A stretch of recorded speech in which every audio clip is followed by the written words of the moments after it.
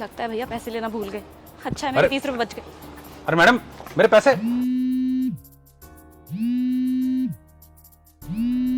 हद है, पैसे भी नहीं दिए और इतना महंगा फोन भूल गई। कैसे कैसे लोग हैं समझ नहीं आती। करण, पैसों की बहुत जरूरत थी। मैं सोच रहा था अगर कुछ मदद हो जाती तो बीवी को गांव भेजने थे। अरे इतना महंगा फोन ये तुम्हारे पास कहाँ से आया? अरे ये एक लड़की भूल गई थी रिक्शे में। अरे तो होगी ना प्रॉब्लम सोल्व। तुम्हें पता है ये फोन कितने का है? कम से कम 1-1.5 लाख रुपए का है। अगर इसको चोर बाजार में बेचने जाएंगे ना तो भी 60-70 हजार रुपए आराम से मिल जाएंगे। और तुम्हें पैसे कितने चाहिए? तुम्हें अपनी बीवी को कितने पैसे देने हैं? 2000 रुपये। 2000 तो बस हो गया ना। इसको बेचने 2000 रुपये तुम अपनी बीवी को देना, बाकी तुम रख लेना, बाकी बचे पैसे। छोड़ो भाई, हद हो गई। बेईमानी सिखा रहे हो मेरे को। अरे जाओ यार तुम। जाओ यहाँ से। अरे यार पता नहीं मेरा फोन कहाँ चला गया। मुझे लगता है जरूर उस ई रिक्शे में गिर गया होगा।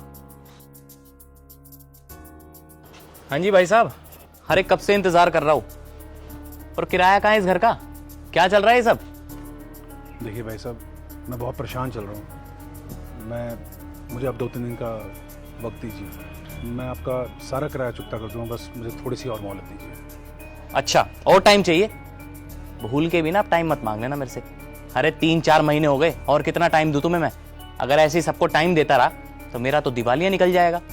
मुझे कुछ नहीं पता, मुझे आज के आज अपना रेंट चाहिए, वरना जितना सामान अंदर है ना उठा के बाहर फेंक दूंगा, समझे? ढूंढते रहना अपना ठिकाना फिर कोई और। मैं बहुत परेशान हूँ। मेरी बेटी बीमार है और उसके इलाज के लिए मुझे अपनी बीवी को पैसे भेजने थे, पर मैं उसका भी प्रबंध नहीं कर पा रहा हूँ।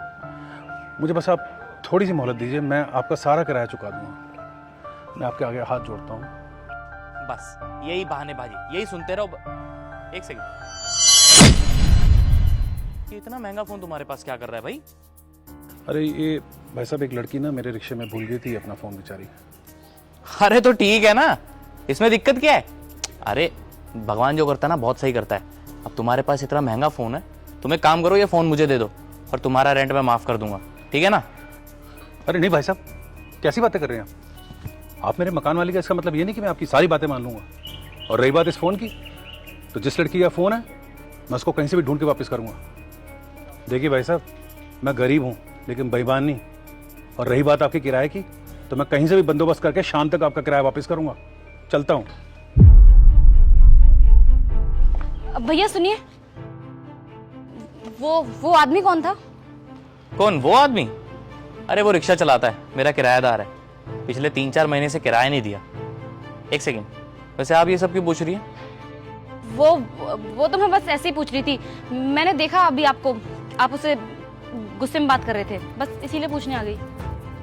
अरे गुस्सा ना करूं तो और क्या करूं? अब आप ही बताइए, पिछले 3-4 महीने से ना इसने मेरा किराया नहीं दिया, बहानेबाजी मारता रहता है, कभी ये हो गया कभी वो हो गया। अब आप ही बताइए, इंसान कब तक इंतजार कर सकेगा? बस इसलिए ज्यादा बोलता नहीं हूँ, क्योंकि इंसान काफी अच्छा है, ईमानदार है और काफी टाइम से मेरे पास काम कर रहा है। वैसे भैया उनका कितना किराया बचा हुआ है आपके पास? इनका किराया 3-4 महीने हो गए किराया नहीं दिया इन्होंने, हो गया होगा 8-10 हजार रुपये।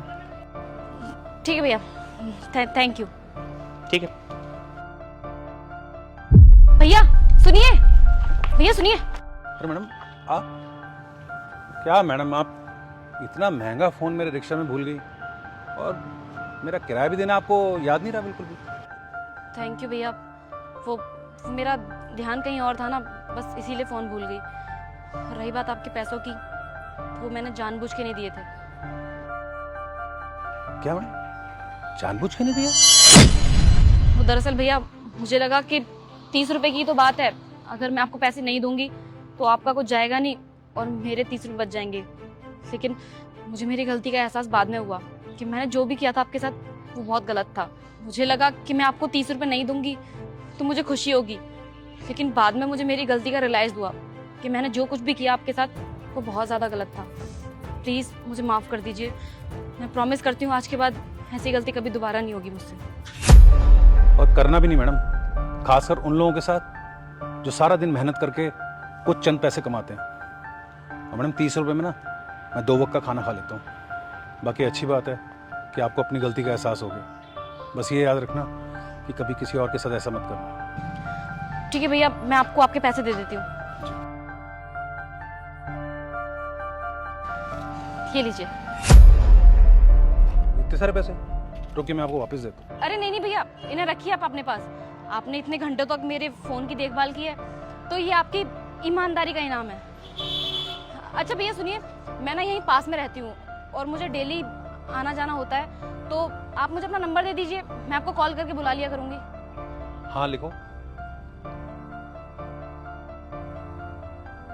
एक काम करती हूँ, कुछ पैसे डाल देती हूँ, शायद इनकी मदद हो जाए। ठीक है भैया। ठीक है मैडम, मैं चलता हूँ।